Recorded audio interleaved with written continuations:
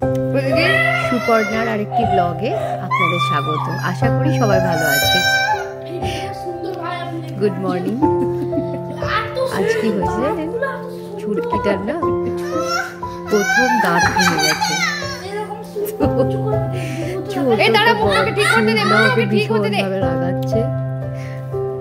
ও একদম নিয়ে ছোট থেকে কনসিয়াস, তো ওর খুব হাসিও পাচ্ছে, আবার দুরকম মিশ্রিত একটা অনুভূতি।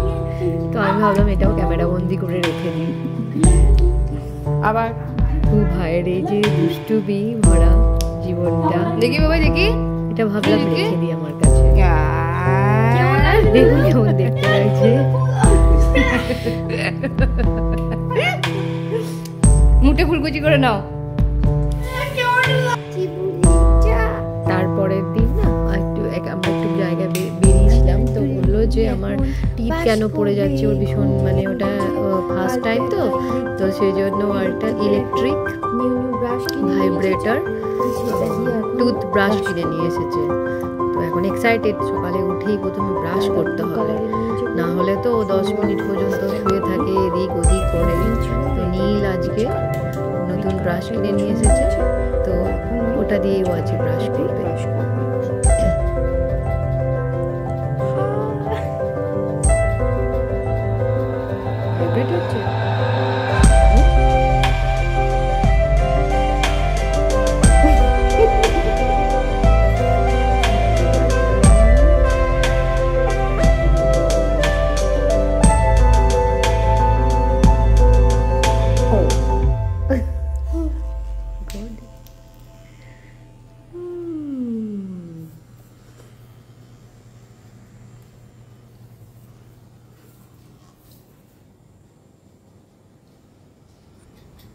চলুন ততক্ষণ আমি ওর জন্য একটু ব্রেকফাস্ট বানিয়ে নিই।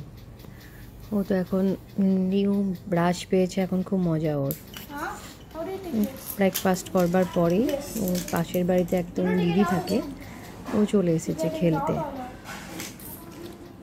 নীলের মধ্যে একটা জিনিস কি আছে, ও না ভীষণ খেলতে ভালোবাসে। কেউ একটা বন্ধু পেলেই হচ্ছে, মানে ওর সঙ্গে খেলতে হবে।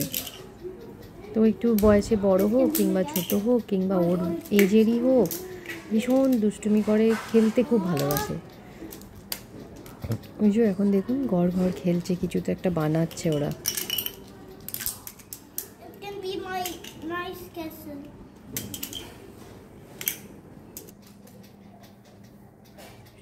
আমিও আমার একটা পরোটা আর একটা কফি নিয়ে একটু ভালো লাগছে আমার, কি সুন্দর ওরা খেলা করছে। তারপরে এই যে বিকালবেলার দিকে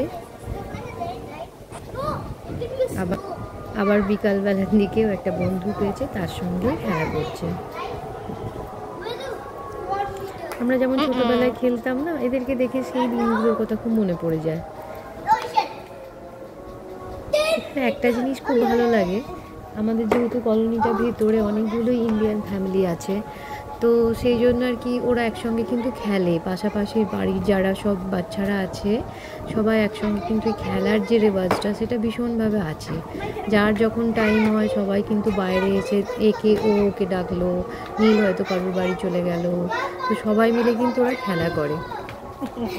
ওই যে ওর পাপাইও চলে এলো অফিস থেকে, আমি এবার ভিতরে যাব।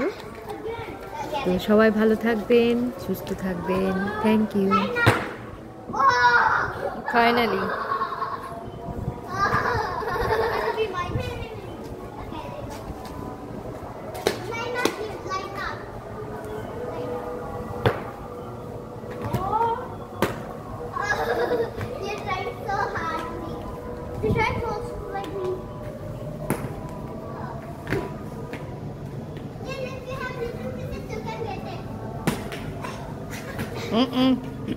লেগে যাবে বাবাই।